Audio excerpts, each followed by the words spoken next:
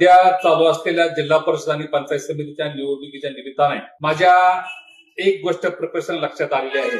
या निवडणुकीमध्ये विद्यमान आमदार सुहास भैया बाबर हे ओबीसीच्या विरोधात भूमिका घेतात का, अशी शक्यता या निवडणुकीच्या निमित्ताने पुढे येत आहे. आज माडगुळ पंचायत समिती गण तिथं ओबीसी आरक्षण असताना कोणते दाखल्यावर माणूस उभा केला, तसेच दिगंज जिल्हा परिषदमध्ये तुम्ही तीच रेग ओढली.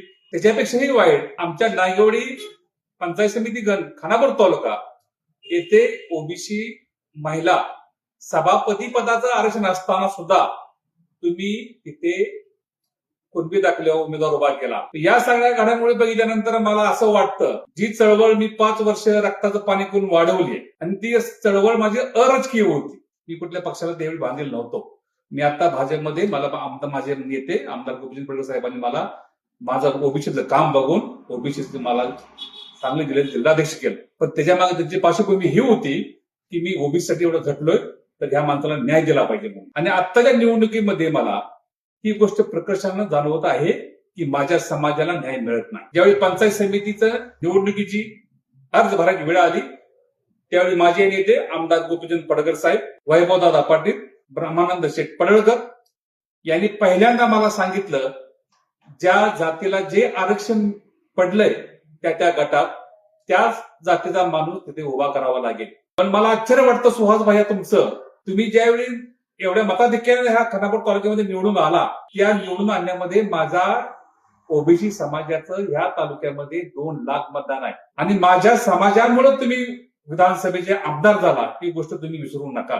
त्याचबरोबर उटा नगरपालिकेमध्ये तुमच्या बरोबर आमचा ओबीसी समाज राहिला म्हणून तुमची सत्ता आली. उटा नगरपालिकेमध्ये गोष्टी समाज असू द्या, लिंगायत समाज असू द्या, नाभिक समाज असू द्या, मुस्लिम समाज असू द्या, हे समाज तुमच्याबरोबर राहिले म्हणून तुमची नगरपालिकेत सत्ता आली.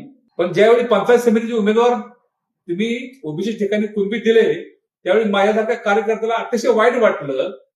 कारण महाराष्ट्रात कुणबी दाखल्यावर हजारो ठिकाणी ओबीसीचं राजकीय आरक्षण गेलं, पण तुम्ही आज या तालुक्याचे लोकप्रतिनिधी आहात. तुम्ही ज्यावेळी आमदार म्हणून निवडून गेला त्यावेळी तुम्ही कुठल्या जाती धर्माचे आमदार नाहीत. सर्व पक्ष भारतीय राज्यघटनेचे शिल्पकार डॉक्टर बाबासाहेब आंबेडकरांनी सर्व जाती धर्माला न्याय द्यायसाठी आम्हाला जे आरक्षण दिलं त्या आरक्षणाच्या आज कुठेतरी पायमल्ली होते असं दिसतंय. आज तुम्ही लोकप्रतिनिधी म्हणून सर्व जाती धर्माच्या लोकांना न्याय द्यायची भूमिका तुमची पाहिजे होती. तुम्ही जर नागेवाडी पंचायत समिती गणामध्ये ओबीसीच्या मूळ ओबीसीला जर पंचायत समिती तिकीट दिलं असतं तर आमची काही हरकत नव्हती. पण आज तुमच्यावर ओबीसी मधले तुमच्यावर निष्ठेने राहणारी 4 पिढ्या तुमच्यावर राहिल्या, त्या पिढ्यांना तुम्ही न्याय देऊ शकला नाही. आणि ह्या तालुक्यामध्ये आता ओबीसीला न्याय मिळेल का अशी सुद्धा शक्यता सुताराम होत नाही. तर माझी ओबीसी बांधवांना विनंती आहे की तुम्ही आता जागृत झालं पाहिजे. तुम्हाला विरोध पार्टीमध्ये न्याय मिळू शकत नाही. तुम्हाला न्याय द्यायची भूमिका ह्या तालुक्यामध्ये आमदार गोपीचंद पडळकर साहेब आणि वैभव दादाच घेऊ शकतात. म्हणून माझी ओबीसी बांधवांना विनंती राहील, या अन्यायाच्या विरोधात तुम्हाला एकत्र आलं पाहिजे आणि उद्याच्या निवडणुकीमध्ये तुम्ही भाजपच्या कमळ या चिन्हाला बटन दाबून निवडून दिलं पाहिजे. तरच आपल्या समाजाचं राजकीय आरक्षण वाचेल, नसेल तर मातीमोल झाल्याशिवाय राहणार नाही.